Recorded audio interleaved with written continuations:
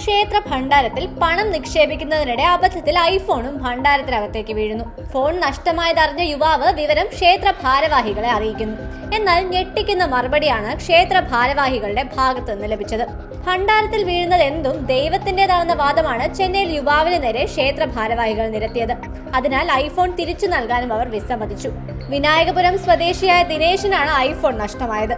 ഭാരവാഹികളാകട്ടെ SIM തിരികെ നൽകിയ ശേഷം ഫോണിൽ നിന്ന് ഡേറ്റ ഡൗൺലോഡ് ചെയ്യാൻ അനുവാദം നൽകി.